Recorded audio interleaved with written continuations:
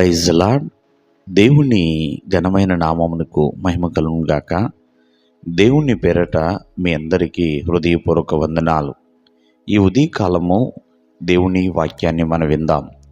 కొలస్సీలకు రాసిన పత్రిక 2వ అధ్యాయము 5వ వచనము. మీ యోగ్యమైన ప్రవర్తనను క్రీస్తు నందలి మీ స్థిర విశ్వాసమును చూచి ఆనందించుచున్నాను.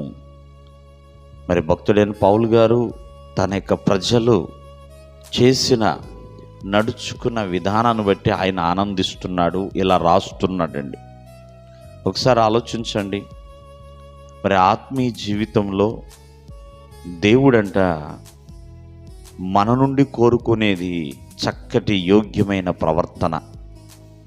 దేవుని దృష్టికి ఎప్పుడూ కూడా యోగ్యుడుగా ఉండాలండి. ఎటువంటి అపరాధము లేని వ్యక్తిగా, ఎటువంటి శారీరకంగా కావచ్చు, మానసికంగా కావచ్చు, లోకానుసారంగా కావచ్చు, అన్ని రకములుగా దేవుని దృష్టికి ఒక ప్రత్యేకమైన వ్యక్తిగా ఉండాలండి. అటువంటి యోగ్యమైన ప్రవర్తన కలిగి మరి దేవుని యందు, ఆ యేసుక్రీస్తు వారి యందు స్థిరమైన విశ్వాసం, అంటే ఇటువంటి చెక్కు చెదరని విశ్వాసం, కదలని విశ్వాసం అండి. ఆనాడు షద్రక్, మెషక్, అబేద్నెగో అటువంటి స్థిర విశ్వాసాన్ని కలిగి ఉన్నారు. వాళ్ళు అసలు చెదరలేదు. వాళ్ళ విశ్వాసం, నువ్వు అగ్నిగుండంలో వేసే పర్వాలేదు, మాకేం అర్థం కాదు, మాకేం ఇబ్బంది లేదు, మా దేవుడు రక్షించినా రక్షించకపోయినా మేము నువ్వు చెప్పిన పని చేయము అని రాజీ పడకుండా ఉన్నారండి. అంటే అటువంటి దృఢమైన స్థిరమైన విశ్వాసాన్ని కలిగి ఉన్నారు.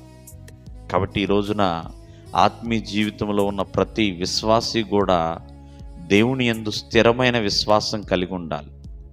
అటువంటి విశ్వాసం కలిగి ఉన్నప్పుడంట దేవుడు నిన్ను చూచి ఆనందిస్తాడు, నిన్ను చూసి ఆనందిస్తాడండి. కాబట్టి దేవుడు ఆనందించినట్లుగా మనము జీవించాలి. దేవుడు నిన్ను చూచి సంతోషించినట్లుగా బ్రతకాలి, కానీ దేవుడు నిన్ను చూచి దుఃఖపడకూడదు. ప్రియమైన వారలారా, ఆత్మీయ జీవితంలో ఒక యోగ్యమైన ప్రవర్తనను కలిగి ఉండు.